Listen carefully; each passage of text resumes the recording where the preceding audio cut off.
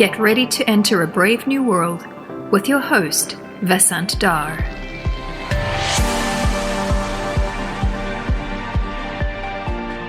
Brave New World is supported by the Center for Data Science, or CDS, at NYU. If your organization is interested in engaging with CDS through student projects, please email cdsindustry@nyu.edu. Hello and welcome to Brave New World. For the last few months, I've been writing a fortnightly newsletter about the podcast and current events, so check it out on vasantdhar.substack.com or just Google Substack and my name. Hit the subscribe button at the bottom to receive regular updates. Today's conversation is about online dating platforms. This brave new world of relationship formation by internet platforms has happened in the blink of an eye. Gone are the days of plotting and ambiguity of the physical world. All of that has been replaced by centralized pools of supply and demand of humans of all ages and orientations. Algorithms make the connections. Joining me today to talk about the brave new world of online relationships is sociologist Marie Bergstrom, author of The New Laws of Love. Marie is a specialist in the study of online dating. She's gathered a trove of data on the online dating behavior of tens of millions of individuals on dating platforms, along with surveys and detailed follow-up interviews with them. Her findings on the human desire for intimacy, love, and sex are rich and nuanced, and tell us a lot about ourselves and what various people seek on online dating platforms. Is this new online world of relationship formation better than the old one? Well, let's ask Marie. Marie, welcome to Brave New World. Delighted to have you on the show. Well, thank you. I'm really delighted to be here and to talk to you. So where are you sitting at the moment? Are you in Paris? Yes, I'm in Paris. I'm at home. So I'm working in Paris and we're still working a lot from home. So I'm sitting in my living room. Yeah, that's a really interesting painting behind you. Yeah, thank you. Yeah, I have a Swedish school painting from the northern parts of Sweden, showing what an exotic tree might look like. Showing what's an olive tree too that they used in the schools in the 50s. That's interesting. So that's what an olive tree would look like in Sweden. the image, yeah. Or rather in Home Sweet Home. Yes.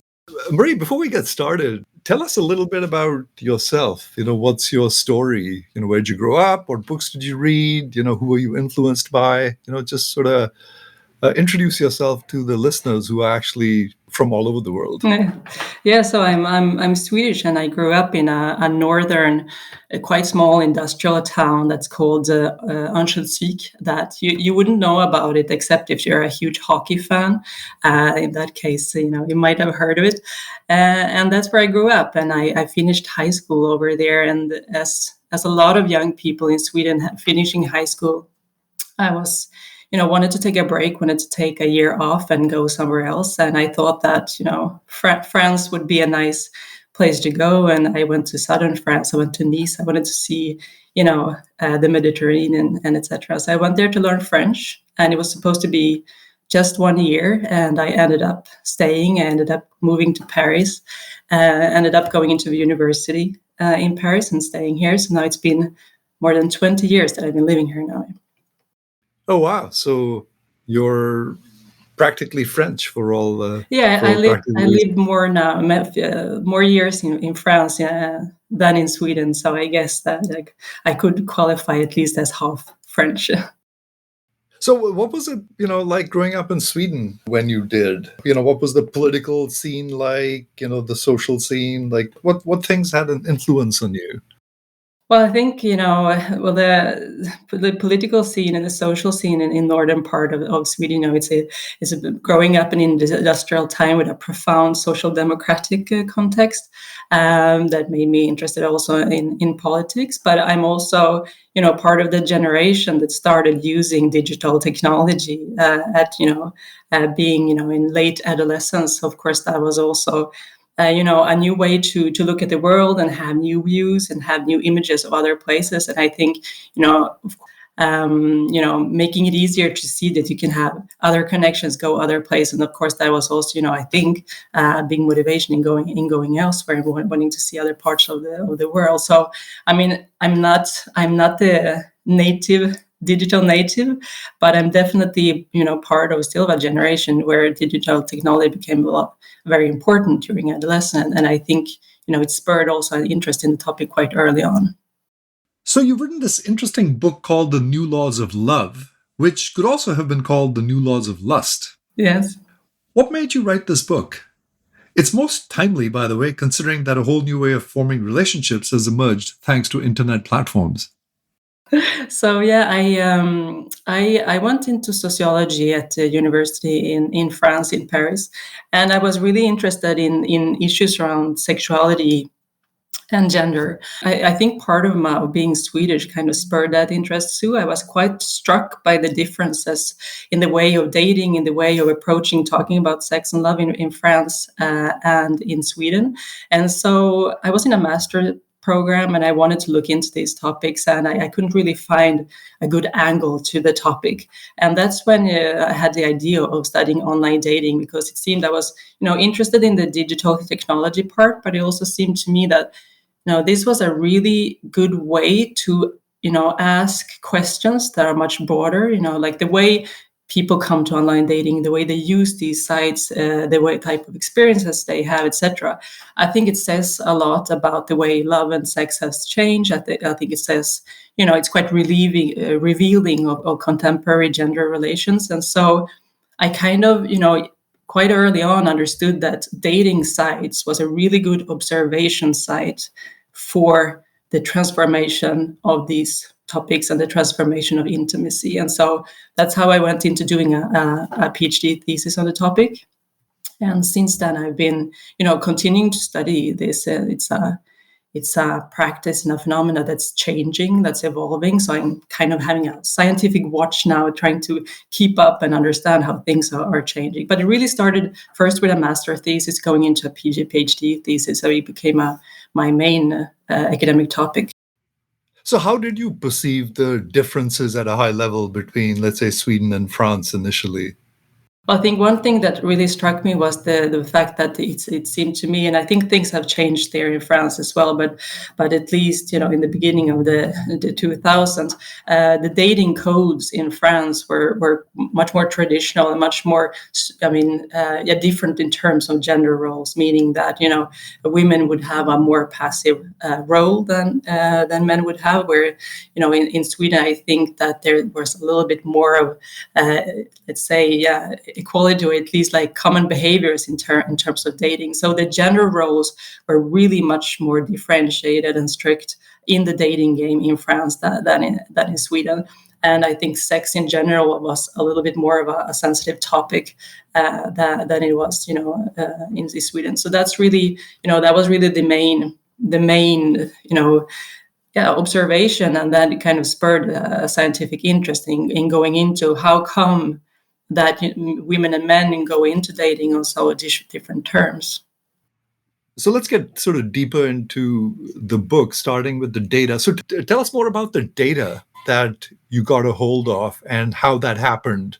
And so let's just sort of lay that out, because that's kind of the basis for the rest of the discussion. Yeah. Well, I think the book is really, and my research in general is very empirical. And especially for this topic, I really put forth the importance of having good data to study online dating. One of the reasons for that is that when I started studying the topic, and I believe it's still to be true, you have a lot of writings on online dating, you have a lot of journalists writing about it, and there's a lot of, let's say, common ideas about this phenomenon that really has very little empirical foundation. So for me, it was important to, look at this new phenomena, see what kind of data we can, what do we have or we can create, and then kind of, see, is what we think about online dating really what is happening? And in order to do that, I really wanted to have a qualitative and a quantitative approach. So I've made interviews with users, and I've made interviews also with the entrepreneurs and the founders of these platforms, because I was really also interested in kind of the economic and the organization of the marketplace, let's say. how did you hook up with these platforms? And maybe hook up is not the right word. How did you connect? how do you connect with these platforms? Well, connecting with the platform was not really so difficult, because I believe that a lot of entrepreneurs are quite proud of their work, of their products, and also quite willing to talk about their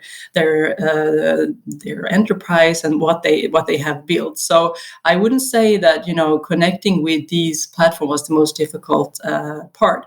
Of course, this was really conditioned by the fact that I promised them for interviews to remain anonymous. So there's no name of any platform that is stated in the book, because to have them speak more freely about what they do, what they think, and so on. So.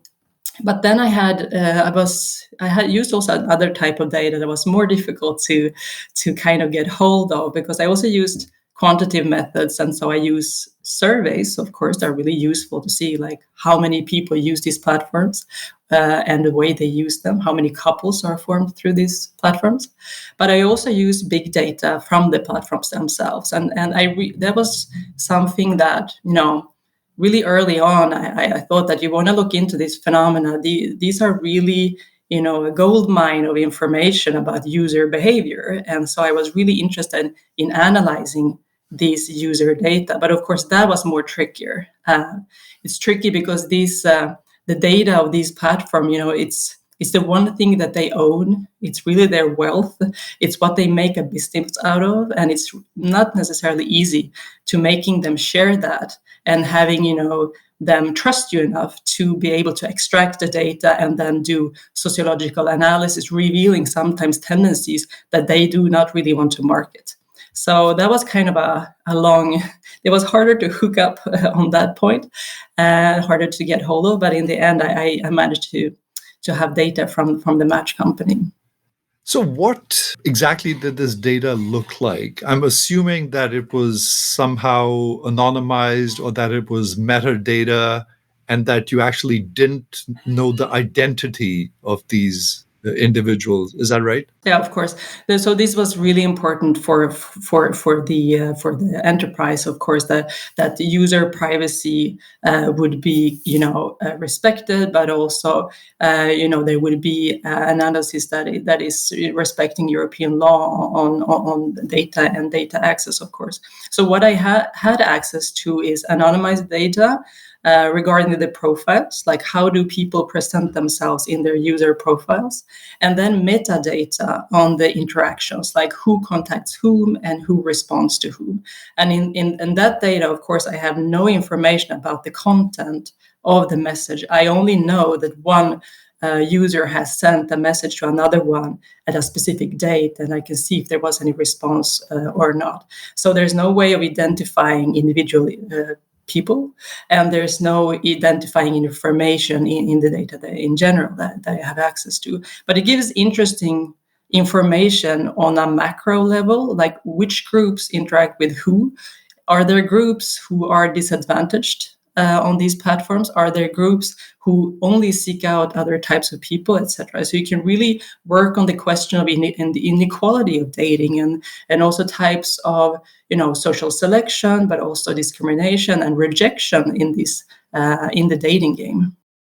So I'm assuming that this detailed data was sort of at the transactional level, that even though you couldn't identify people, and you could assign sort of pseudo ID numbers to them, so you could then see exactly their behavior, and you could see sort of behavior at the sort of transaction level. Yeah, at the interactional level, meaning Right. I could really look into how when a user signs up to a platform, a user starts it fills out a profile and then start contacting people, or first just browsing. I could look at browsing data, who is looking at whose profiles, and then who is going to try to chat with whom. So it really makes it possible to observe user behavior and to see who is interested by whom. And it's interesting because when you use, for example, interviews, or when you do questionnaires, Well, you ask people about their preferences, but it's problematic because sometimes people are not very aware of their preferences. They might think that they're really open and they could talk to anyone and they could fall in love with anyone. And sometimes maybe they have preferences that are a little bit, shameful. It's difficult to say, for example, that you have racial preferences or that you're going to exclude certain type of profiles because of their skin color. So it's quite difficult to have information about this, type of partner preferences if you ask people. And what is really interesting with this data is that you can see what they do without asking them. You can see that, for example, men of a certain age who identify and present themselves as white, who are these men going to talk to? And are the women they're going to contact respond? Or do they have another type of preference and maybe they are trying to interact with someone else? So it's kind of a way of describing the dating landscape and the sometimes conflicting interests and preferences of different groups. And it really reveals a lot of mechanisms of social selection, racial selection, and also the importance of age when it comes to dating. Okay, cool. I mean, that's a great background and summary of the data. So let's get into the questions of the day. So how have platforms influenced? Platforms have had a tremendous influence on all aspects of our lives. So how have they influenced the formation of relationships, relative to the pre-internet era? Well, I think, I think there is really quite a radical change with these platforms in the domain of dating. But when I talk about platforms, I really mean a specific type of platform. What I'm interested in and what I've been studying is really these dating apps and dating sites. And there's a reason for that, because I think they are profoundly different from other types of platforms, and they make a big change in the dating domain, so to say. And this big change, I think, is not necessarily what we think it is. And it's the fact that it's what I call privatization in the book, and I can go back a little bit later on what I mean by that. But what is radically new with these dating apps is that they disconnect the sexual sphere from the social sphere. And if to understand like the novelty of that, I really think you need to adopt a broader historical perspective. And if you look at the Western world, or like the last century, you can really see that meeting venues have traditionally always been really closely associated with ordinary social settings, meaning that traditionally you meet at work, you meet at school, you meet at maybe at church or at parties or at leisure activities, but there has never been a place that has been solely and exclusively and explicitly dedicated to dating. Dating and meeting venues have always been really closely tied up with just ordinary social life. And this is where the dating platforms is really different, because they are specifically and explicitly dedicated to matching partners. And that's what I call the privatization of that these platforms comes with. And I think it seems like a banal aspect, but I think it's really important to understand both why people come to these platforms, why they have become so successful. And I think it's a really important aspect to understand, what these platforms are doing to romantic relationships. So I think it kind of puts the focus on something different. I think when we talk about online dating, traditionally we tend to focus like on the most spectacular aspects of these apps. The fact of swiping profiles, or like the mass of users, or these self-presentations that seem kind of ostentatious, etc. So all of that can be interesting, but I think really the big difference and the big novelty and the big specificity with these platforms is this insularity. Dating has become an island. We are now separating the intimate sphere, where we meet partners, from the social sphere, where we meet colleagues and socialize and mingles with friends and family. So this disconnection is really important, and it's really also the focus of the book. So this privatization is really interesting, because I totally hear you that, and these platforms emerged, when I was in my 40s, so I really have no real experience with them. But, I recall that, as kids, if you were sort of interested in dating, everyone knew about it. Your friends did, the friends of friends did. And I went to a co-ed boarding school in India in the 60s, and we used to have these socials in these big halls. And I remember being terrified at having to sort of walk across the entire hall and to ask a girl for a dance, because the cost of attempt was incredibly high and it was risky. There was always that possibility that you'd get turned down. Thankfully, that didn't happen very often because the girls were really nice to us and were well aware of sort of the consequences of embarrassing someone like that. But it used to be terrifying to make that attempt, and everyone knew about it. And it seems like that cost of attempt has almost sort of gone to zero, right? With these platforms. I think really pinpointing one of like the specific features and what's really different with online dating through these platforms. I mean, in ordinary dating and the ordinary meeting, venues, like the kind of context that you describe, it's dating in public, and that comes with a lot of stakes. If you can lose your face, and that's terrible for yourself, but there's also an audience watching the scene, so it's like a possibility. It's a possibility of a public humiliation, and also these are people that friends from school or friends of friends. So it's also people that you're gonna meet, and you're gonna meet them again. So if something goes wrong, or if something doesn't go out as the way you want to, there's also consequences, not only in the moment, but also possibly for a longer time. And that's where online dating with this platform is really different, because you meet people that you don't know, that you don't necessarily need to see again if you don't want to, and there is no one necessarily that is watching the scene. So if you don't want to, you don't have to talk about it to your friends, and you can be really private about it. So online dating it's insular in the sense that it disconnects the different sphere, but it's also much more discreet. It's like on the internet, nobody knows you have a match, and nobody knows possibly that you met up with this person or that you had sex with this person. At least you can be, you have a big control about what type of information you want to give. So I'm not saying that everyone is being very secret about their online experience. On the contrary, friends can share a lot of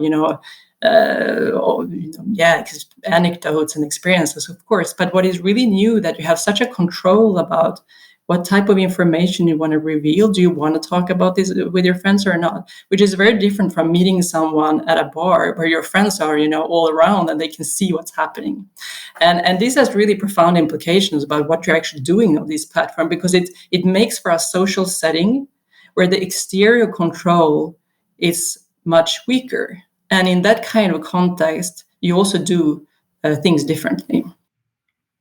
Yeah, no, indeed. In fact, kids can be pretty nasty, Yeah. In that respect, and tease you and all kinds of things. So I guess the one thing we had to do was to learn to develop a thick skin. Yes. If you wanted to make any progress at all, you needed a thick skin. So that's really interesting, the privatization aspect. Now, there's several other interesting observations that you have. And so let's push on a couple of more of them. You mentioned, that in the physical world, there was a lot of ambiguity, that you're not really clear, you're not really sure whether you have a mutual interest, you're not sure what the response is going to be.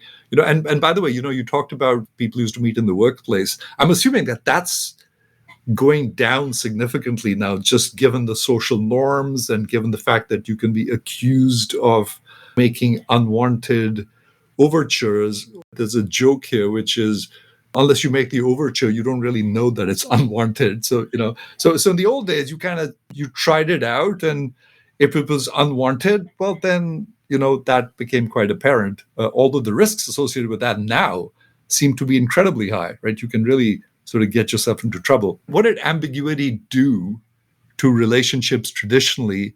And what's the eradication of that?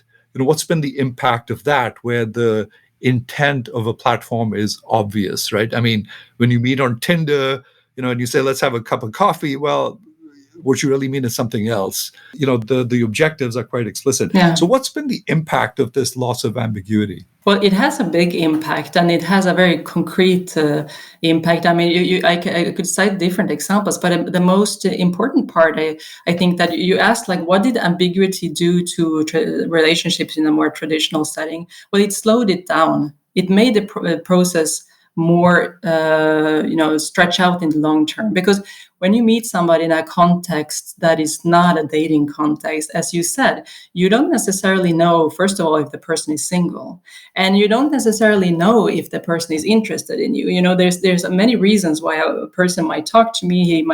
He or she might be just, thinking I'm nice, or maybe he or she has an interest in me as a potential partner. It's quite difficult to know, about those things, and it's specifically difficult because, in different social settings, the interactions are framed in different ways. When you're at work, it's framed as a professional relationships. When you're, meeting family and friends, it's first of all framed as a social, friendly relationship, and then it takes a certain amount of time to reframe and to re-signify the interaction, the relationship as something else.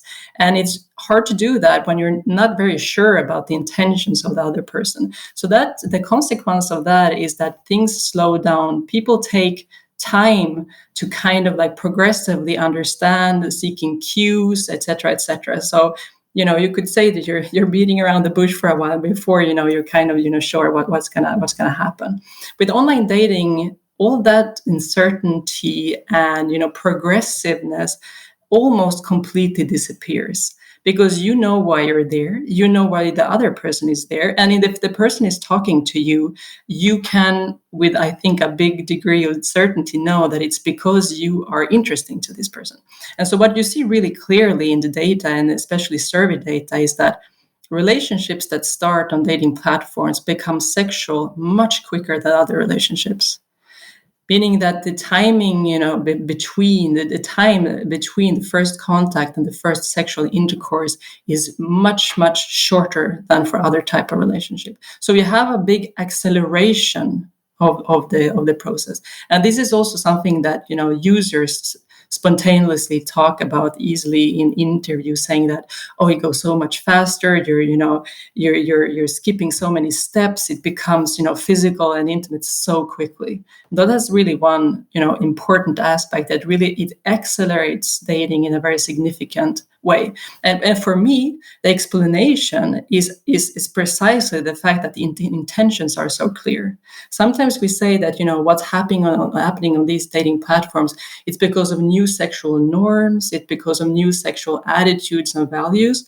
I'm not saying that values and attitudes are changing, but I'm saying that there's a more material factor, that is that the context, the setting is a very different social setting, and people don't do the same things in that kind of context. So my explanation is more contextual than normative or ideational, if you like. And I would say another consequence also is that the fact that the intentions are so clear also means that selection and rejection is very clear. Because this traditional ambiguity in the dating game, it could be, difficult because you don't know what the other person, wants, or his intention or her intentions. But at the same time, you can drop out of the game quite easily, and without, any of the protagonists losing their face, because it's not really clear what's happening. And so if you stop talking to the person, or if you can just draw out, like quit the dating game, it's quite smooth. Whereas in a setting where intentions are clear, you need to say, no, I'm not interested in you, or yes, I am interested in you, and yes, I want to go on a second date, etc., etc. And so I think that selection and rejection is also much more explicit. And that can, of course, be also a quite violent experience, in the sense that, hearing to your face quite commonly that, people are not interested in you. There's less of a subtle way to quit the dating game. Things are said to your face more. So, at the risk of sounding really old-fashioned, right? So what you're saying is that the acceleration, you have sex much earlier before you even know the person, maybe, right? Yeah. That if it happens that early, whereas in the old way of doing things, you actually invested a lot of effort, because if you had interest, then you actually invested effort in trying to see whether things are moving in the right direction, right? That's kind of the best you could do, is like, are things heading in the right direction or not? And traditionally, before you had sex with someone, you actually knew them really well. And in fact, in my parents' generation, you probably got married to them, Yeah. right? That was kind of the norm. In my generation, it was more like, sex, drugs, and rock and roll. Although, there was still, some degree of inhibition. It just took effort to get there. So what's been the impact of this, where we just sort of devalue sex as just something that's there, it's abundant, it's available, the cost of experimentation is low, the cost of ending it is low, all these costs are really low. Yeah. So do people end up sort of devaluing each other much more quickly than they might otherwise? Well, it's for sure on this platform you engage, but you also disengage with sexual partners much quicker for the reason we talked about, because you don't need to see them again if you don't want to. There's like no social really control over things, and it's also kind of part of the game of doing online dating. I don't necessarily think that it devaluates partner or it takes away investment in the relationships. What it does for sure, is that it changes really the role of sex in relationship building. And once more, if we look at it in a longer historical perspective, the relationship that sex has to couple relationship, it has really changed over time, meaning that, in the middle of the last century, sex was something that came after the couple formation. And then in the 70s, around the 70s, it really coincided with couple formation, meaning that, when you had the sex the first time, you were entering the relationship and, you were investing in it. And today, sex is really happening so much earlier on in the process. So it does not mean anything. In this sense, it does not mean anything for, is this going to become a couple relationship or not? It can become anything, and it can become nothing. And so sex has a much less important role in relationship formation today than it had yesterday. And going from there, there's a lot of authors and writers who says that this has an implication for relationship formation. And today we supposedly see, the fact that people are not committing, they're not investing in relationship. And so we have all of these sexual short-term relationships, and it never becomes anything more solid and serious. And actually, when you look at the data, especially survey data, there's not much empirical support for that, meaning that there is no sign that online dating has led to less couple formation, or that online daters are committing less to their partners. There is rather signs to the contrary, that online daters engage quickly, get engaged more quickly, get married more quickly, and also intend to have children more quickly. So I think what it just says that sex is not a sign of couple formation. Sex is become completely autonomous and independent from relationship formation.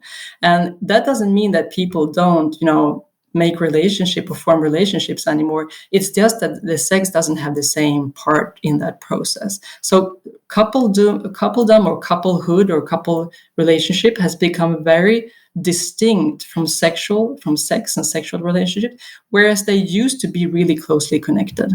So is this sort of sexual liberation taken to an extreme? At least it's a sexual diversification. That's really clear that, when sex kind of got, separated from couple relationship or dissociated from couplehood, what we see today, and this is particularly strong among the young generation, we see really a broadening of their relational and sexual repertoire, meaning that young people today, they have, one night stands, but they also have hookups, and they have fuck buddies, and they have all these terms to describe different types of sexual relationships that sometimes just last one night, but sometimes can go on for quite a long time. And still, it's not it's not a relationship. It's not a couple relationship. So yes, sex has been, it's living its own life now, and we're having new relations or connections, sexual connections that is happening outside of the couple sphere, and it's becoming much more diverse. And I think just the important thing to say is that this has not killed the couple. The couple is doing quite well. There's still a quite strong couple norm. It's just that when you're young, you have the possibility to experiment. When you're pushing 30, well, then the norms and the pressure to settle down is still there. And we also see people, do have couple relationships. There's no indication that people are, less forming couples, at an older age today than before. So it's rather a question of, different types of life, different types of relationships. Yeah, as you were talking, I had this sort of image pop into my head from the 80s. There used to be this little old woman called Ruth Westheimer. I don't know if you're familiar with Dr. Ruth. And it used to be like advice from Dr. Ruth Westheimer. And it was just sort of comical because she was like a grandmother. And, people would call in with their relationship problems. And she's, and her answer to everything was the same. It was like, just have more sex. That'll solve everything. So maybe the platforms are onto something, especially, as you point out, it has, doesn't seem to have any sort of detrimental impact. It doesn't seem like the relationships are less happy than they would have been in the traditional sort of physical world. No, I think there's still, to be able to compare relationships that start online from other relationships, you need good data, you need service, you need people doing kind of follow-up studies, etc. And I think still today we probably maybe have to wait a little bit to see the long-term effect. I mean, I often get the questions like, do couples who are formed online, do they break up more often? And when you look at different studies in different countries, you see really contradicting results. Some studies show that no, to the contrary. Some studies show that, but actually there's no difference. And some studies tend to show that yes, the people break up more. So there's for the moment, there's really no clear tendency, and it's quite possible that the answer to this is that it doesn't change that much. Meaning that I think that online dating changes quite significantly let's say practice or the way of dating, but it's much less sure that it has a long-term effect on the nature of the couple or the relationship that's going to come out of it. I don't think couples bear the mark of their meeting place throughout their life. I think when they're in a couple, you have quite, traditional similar trends and mechanisms that take over. And so they the trends you see for these couples are quite possibly the same as for other couples. I don't think there's like a long-term effect of the meeting place in itself. Yeah, I mean, I guess there's just too many other sort of intervening variables, that would impact the success of a relationship. So, so clearly we need a lot more data to be able to make those kinds of determinations. Probably several decades of data and sort of much more fine-grained data. So, what are the differences of platforms and experiences across gender, age, race, and religion? How would you sort of summarize how the platforms and experiences vary across these types? Well, one of the big differences is really the age difference, and it's really the most striking one. And at the same time, I have the feeling the one that we sometimes focus the least on. I think the public discourse around online dating is really framed about how young people use it. And I guess that's quite common, when it comes to digital technology in general. We're really focused on what the young people are doing, and we're less interested in what midlife people are doing with new technology. And I think that's very, very true for online dating. And what is striking is that the experience people have of these platforms and what they expect from them is really different in terms of age. And so I think you can really distinguish 3 phases in life where the way you're going to use these platforms not the same. You have the phase when you're young, I would say between 18 and 25, 26, where it's really a lot about sexual experimentation. So, you want to have different types of relationship. You're quite, you're not ready to settle down. Young people today have a lot of different types of relationship before forming a couple. And really the dating platforms lend themselves really well to this, because of what we were talking about earlier, the discretion. You can, fool around, have a lot of experience, and your friends don't need to know about it. And that could be quite convenient. And then when you move up towards 30, you see something changing quite rapidly. And as I said, I think that the couple norm today is still really strong. And there's a strong pressure on people that at some point you need to grow up and you need to settle down. And the image of the grown up being a person in a couple, meaning that if you're an adult and if you're mature, you're living in a couple, is still really strong. So when you're pushing 30, you see a lot of young people that are actually settling down. And what you see also is that those that are still single are very unhappy about it, meaning that you see a lot of distress of single 30-year-olds that are on these platforms. And what is interesting at that age is that the timing of this transition from being, young and free and single, from like wanting to settle down and become a grown-up, the timing is different for women and men. And women start going into this process much earlier than men do. So it's also a timing where, there's a lot of understandings and tensions in a heterosexual settings where women want to settle down, while men still feel young and they kind of want to, enjoy their youth before as much as they can. And so that's also a very interesting, point in life where there's tensions and there's a lot of, misunderstandings, as I said, between the sexes.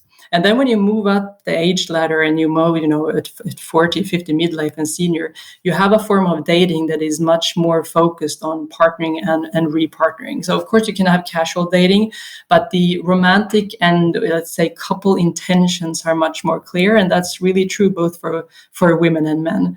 And that's today, really, when you look at different surveys, the couples that stem from online dating are not young couples. It's not first unions, first couples. It's people who repartner. So online dating has really become a major way for people to repartner after a separation. And it's become one of the major ways of finding a new spouse. And I think we tend to, I don't know if we forget about it or if we don't see it, because we're so focused on, the young people, hooking up and having sex. So we kind of miss the fact that it's really become an important way for people to, start new with a new partner. Yeah, and I guess the stigma has gone, right? I mean, I remember in the late 90s, we had a speaker at one of our research seminars and we went out for dinner, and he was the first person who I'd met who was in the online dating arena and in his 40s, and we were obviously very curious because this is a very new phenomenon, and he talked about having a wonderfully diverse and strange set of experiences, but he felt that there was still a sort of a stigma attached to it, right? So that's it's amazing how fast that's just completely disappeared, right? It's this is considered normal now. Yeah, I agree. It's quite striking how it disappeared. Really quickly, because before online dating, there was a personal advertisement, with personal ads, whereas matrimonial agency, like matchmaking in itself is not new, but these types of mediated dating has always been really struck by a really bad stigma and bad reputation. And when the first online dating sites appeared in North America in the 1990s, I think that stigma was still, quite strong, because it was associated to these former forms of mediated dating. Like, going on an online dating site was like posting a personal ad, which was considered to be, either you're desperate or you're crazy or you're the outcast of dating. It was considered for some not for the normal people or singles. And really today, I think a lot of that image has disappeared. Not completely. I think it's still considered to be much more romantic to bump into your future spouse at the local coffee shop than meeting on a dating site. So there's still quite an important and strong ideal about fate being a big part of meeting. I mean, the big Hollywood movies, they still make stories about people bumping into each other, at the local cafe, and there's quite few couples in the movies who meet through online dating. So that says something about, what is considered romantic or not. But it's true that for people who use these sites, I think a higher proportion today than just 10 years ago readily admit and, tell their friends and family, yes, we met through a dating site. But there's also still a significant minority of couples who kind of invent another meeting venues or, stay elusive about the way they meet. So I would say there's been a big change. But that doesn't mean that meeting through online dating is today the same thing or just as normal and just as beautiful and just as valuable as meeting elsewhere. There's still a hierarchy of meeting venues, so to say. I think you mentioned that this is primarily the whole online dating marketplace is catering primarily to heterosexual people. And that actually surprised me because I would have thought that just given the long tail effect that there's markets for everything, that there would be a lot of activity in the LGBTQ plus kind of space, because this is the era of LGBTQ plus. So why is there such a paucity of platforms in those spaces, or is that changed since you wrote the book? I think the big difference or the big striking fact is that there's a lot of sites and apps for gay men.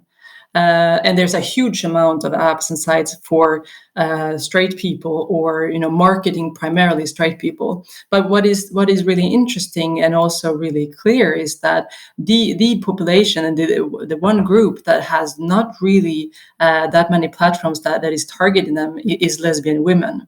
So the entrepreneurs and the founders of dating platforms, they hit what they consider to be the main market, the mainstream market, and that is understood implicitly as being the straight market. And they can be open or not to gay and lesbian individuals. And then you have, a quite significant number of gay platforms, but really, dating for women, meeting women is really I wouldn't say it's unexisting, but it's comparatively to gay men, it's really very, very few sites. And when I studied the dating entrepreneurs, what appeared, what seems to be an explanation to that is, first of all, there's a lot of gay men doing gay platforms. But computer science and tech people tend to be more primarily men. So there's fewer lesbian tech people doing platforms for lesbian women. So there's well a kind of a demographic explanation, meaning that men do platforms for men, but there's fewer women in those kind of professions that do platforms for women. And then when I made interviews with these entrepreneurs, what was also really obvious is that they had a really vague idea about what relationships between women could look like. So lesbian women in general are considered to be a tricky audience that you need to convince, that you need to have a heavy marketing towards that. They're like, women are complicated. They have like a very traditional view of women being, a target that you need to, you need to be careful. And it's a difficult group. And so women meeting other women is considered to be a particularly risky marketing group. And this is like, they're very open about that in the interviews. And I think, they in some sense, they have problems or, trouble figuring out, what dating might look like between two women. So you have kind of like a male heterosexual view that is really structuring the market, the sector, the industry, and what type of products that are put out there. So I want to press a little more about women being a tricky audience and more complex in terms of what they seek from these platforms. I think you mentioned in your book that platform operators are mindful about the importance of attracting a sufficiently large supply of women to the heterosexual platforms, which they present as being quote unquote wholesome. Are there reasons for being on platforms more nuanced than men's reasons? For example, are most women looking more for validation and love compared to men who are looking mostly for sex? No, that's interesting. Like when you do interviews with entrepreneurs, what is striking is that like a lot of them say that the big stake, the big challenge is to get the women on there. And there's this really strong idea that women would be less interested in online dating than men. And even the platform owners themselves have this idea that there would be a huge like imbalance in the sex ratio on platforms. When you look into the data, when you look at surveys, this is not really true. There's not, sometimes people say, oh, there's 10 guys for one girl on dating platforms. This is not at all true. A lot of platforms have really balanced sex ratios. What is true is that, But some of them have a lot of scammers, yes, isn't it? yeah. And so of course that's one aspect, but it's also, the women are sort of fictitious. They don't really exist. Yeah, but even when you do a national service and you do a survey questionnaires and you ask people, have you been online dating? Are you online dating right now? For example, Pew Research Center in the United States regularly does these kind of surveys to see how many users are there and what's the sex ratio. You don't see a big imbalance between the sexes. Actually, women are not less interested in online dating than men are. And so I think that's really kind of like one of the big myths around online dating. And what is interesting that it's also really strong among the entrepreneurs. So they put a lot of money down to try to attract women with this idea that it would be a tricky audience. And so it's I think it's built a lot about an image around women being less interested in sex or in sexual relationship, and so it would be you would need to marketing advertise to them to make them come, and etc. In advance of our conversation, I think a couple of weeks ago I shared a New York Times article with you. I think it was Michelle Goldberg. I don't exactly remember, but I have a little clip from that article that I'm just going to read out to you. And she's talking about a book by Christine Emba. And she says the problem, and she says, and I doubt Emba would disagree with this, is that many women are still embarrassed by their own desires, particularly when they're emotional rather than physical. She writes that sex positivity champions the primacy of appetite. Our wants are above reproach and worthy of fulfillment no matter what. And then she goes on to say that her book, however, is full of examples of people suppressing their longings. So she interviews many women who seem to feel entitled to one-night stands, but not to kindness. What passes for sex positivity is a culture of masochism disguised as hedonism. It's what you get when you liberate sex without liberating women. How do you interpret this? Well, I think there's this strong idea and quite common idea that online dating favors men because online dating is a lot about casual dating, and with this idea that men are okay with or actually seek online or casual dating and sex while women do not. And so online dating, like the big losers of online dating would be women because they would engage in these casual relationships and have sex, although they are hoping for love. And so kind of the winners of this boom of online dating would be men because it has liberated sex and men seek sex. So, they turn out to be the big winners, while women who seek love are facing men who do not want to engage with them, who do not want to commit to them. And so they're left, with these short-term relationships that are unsatisfying. I think this is a very, I think this is a very, let's say, essentialist way of looking at things. I'm not saying that it's completely wrong, but what I see from my research is that this tension around sex and commitment is really located to certain ages and certain situations, meaning that I would say it's wrong to generalize and say that men are seeking sex and women are seeking love and so on, that women appear to be the losers. I mean, if you look at young people, there are a lot of young women out there who are not at all seeking to, commit and settle down. They are looking for hookups and other type of short-term relationships. And when you look at, older ages at 40, 50, most, men are even more commonly live in couple relationships than women. And after a breakup, they are the ones who couple up more quickly and more often than women do. Whereas you have more women saying, like, I prefer to be single. So I don't think we can have like a general analysis or discourse about,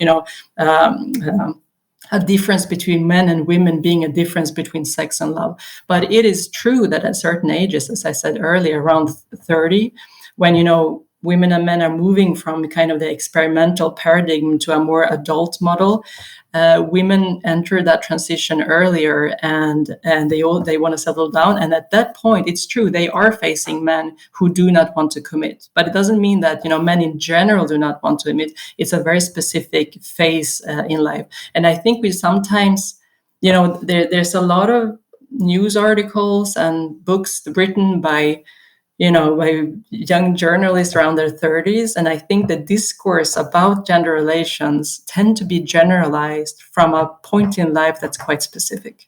So that would be my analysis, that it's not a question of, general gender differences. It's a question of life phases, and at different life phases, the expectations of women and men are not the same.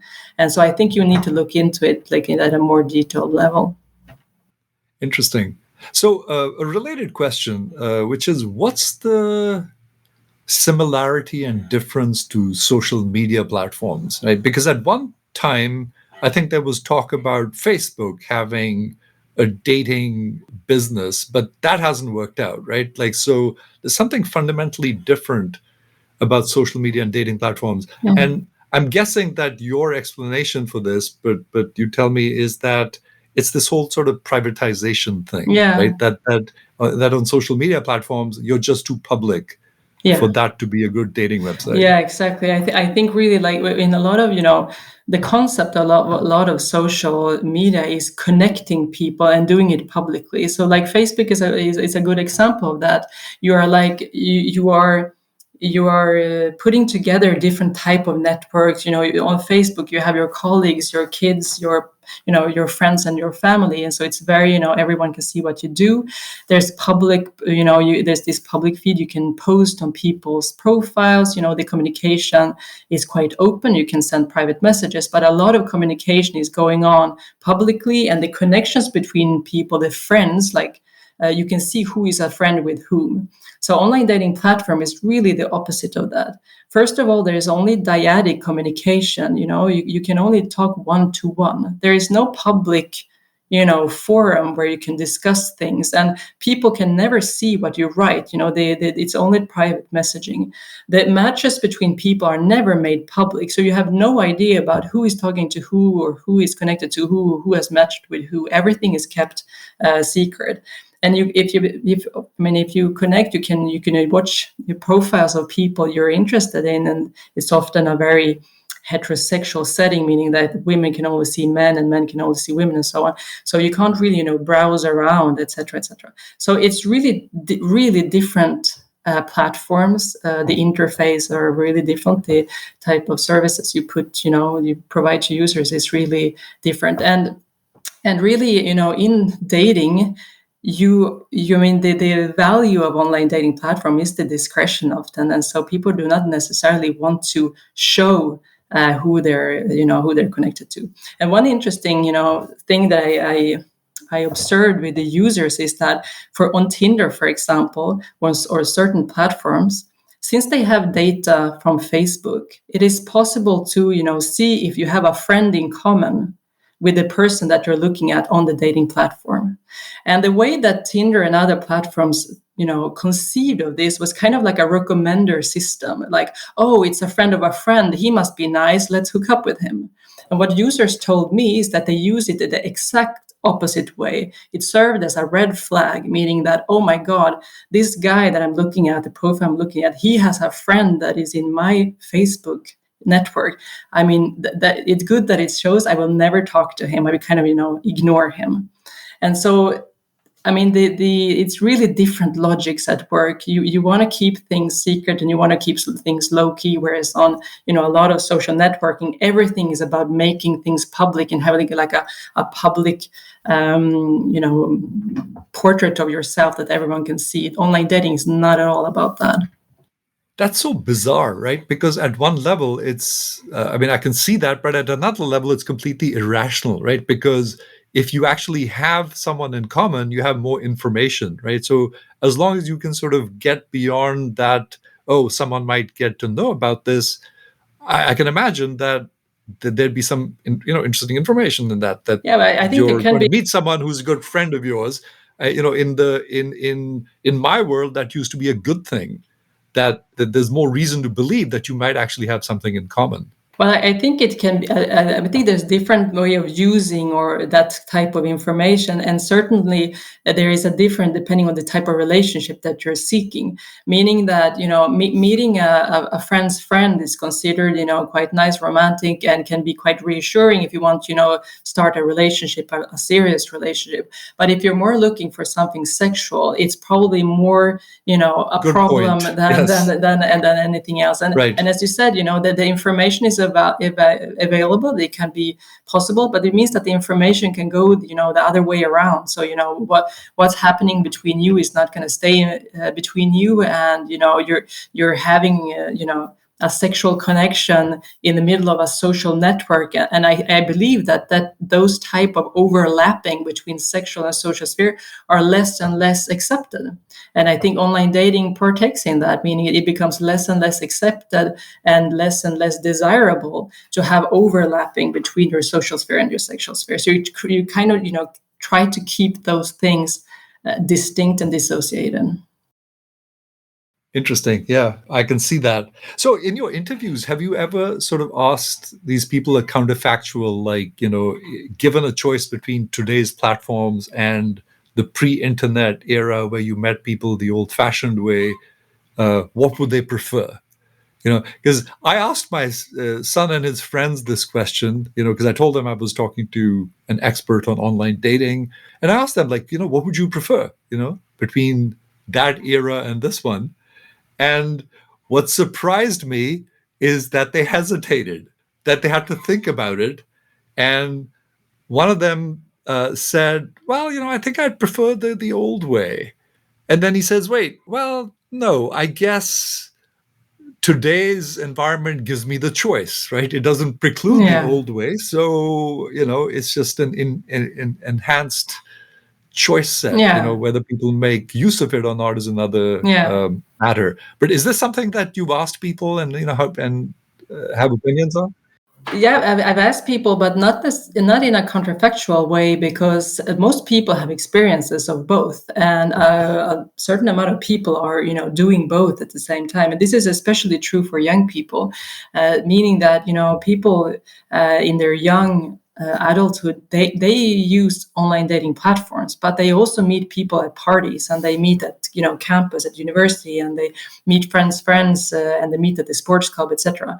So online dating has not at all substituted other ways of dating. It's kind of it's as you said, it's something that comes along, and you can do both, and depending on what type of relationships or where you are, etc., you can use both of them.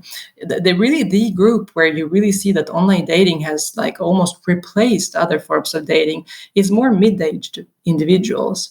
Why? Because when you're 50, not only do you not have so many singles around you, people are most coupled up, but also at that age, social life is very different. You meet much less new people, and some social, venues that are really common for meeting partners very young, like bars, clubs, etc., has become, considered inconvenient or not very it's not for your age, so to say. It's considered, to not be very mature to do those kind of things when you're 50. and so, in such a context where, you don't have a lot of time because you have kids and a job, and you don't have any singles around you, and the only people you meet are your friends at dinner parties, and it's the same people every time.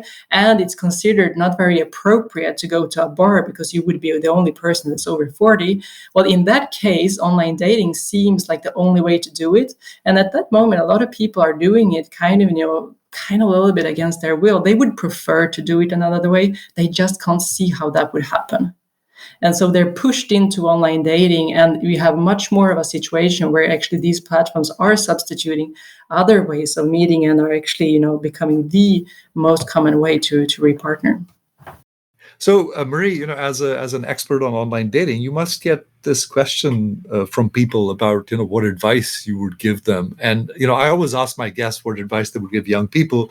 But in your case, I'll modify that a little bit and say, what advice would you give, young men or women, in terms of like how to approach these platforms?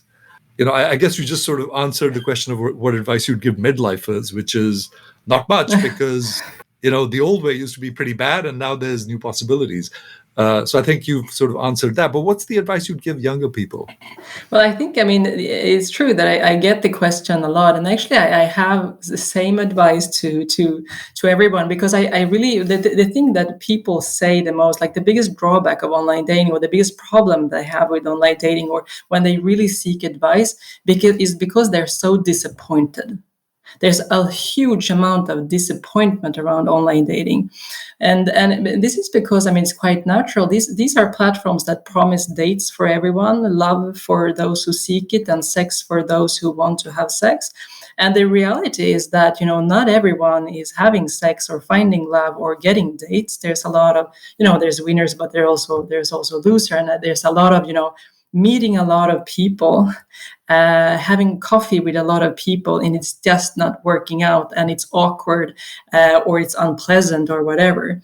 And I think this is really a measure of the expectations we have towards these platforms. The disappointment is really a good indicator to how much hopes we put in these platforms, because I think for sure these platforms, they make you meet single people. So in that sense, there's a quantitative, perspective. You have a higher probability of meeting someone who's single. But in the quality term, it's not necessarily, an easy way to meet someone. It's not a quick fix. It's just as difficult to find someone with who you really match and who you can connect with on this platform as it is in another setting. So the advice, or general advice that I give to a lot of people, because this question of disappointment and frustration is really the biggest issue for a lot of people, is just to consider that these are platforms that put you in contact with other human beings. And, the work you need to put in to create connection with those human beings is not going to be less than in other settings. You need to go out there and, be curious about, other people, and a lot of times it's not going to work out, but it's just a way of being in front of other people, creating connections with other people. But it's not necessarily going to be easier to go into a relationships than in other settings. So that's, I think, keep your expectations low, and in that case, that's probably the best way of making it work. I like that.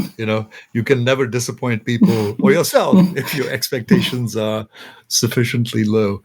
So just in closing, what are the interesting open questions in this area? What are the interesting research questions? What are you working on now? Yeah, well, I'm into really a big research project now at my institute, where I'm ahead of a big survey that we're going to launch in France that is targeting young people from 18 to 29. And it's really a survey that looks into these new type of relationships that I was talking about hookups, about one-night stands, about these, friendships that turn into sexual relationships, about fuck buddies. It's not necessarily, of course, the same words that the French people use, but it's kind of, the phenomena is the same. And so the idea is to look into these relationships. We have very little information about them. what are people doing, which type of partners, what is distinguishing these relationships from couple relationships, can one turn into another, is there more gender violence or violence in general in these relationships than in stable relationships? Are the sexual practices the same? Do people protect themselves in the same way? There's so much we need to know about, the way young people are experiencing sexual relationships, and we have quite little quantitative information on this. So it's really, of course, we investigate in couple relationships as well, but it's really like, looking into the big black box of young people's, diverse and quite intense sexual life, and trying to see what is the new social organization of sexuality and the relational configuration of sex among this population today. So we're hoping to have interesting findings about that, how sex is evolving among the recent generation. Well, Marie, thanks so much. It's been a pleasure. And thanks for sharing your expertise. Really enjoyed it. Well, thank you. Thank you for the invitation. I was really, really happy and really interesting to talk to you. Thanks.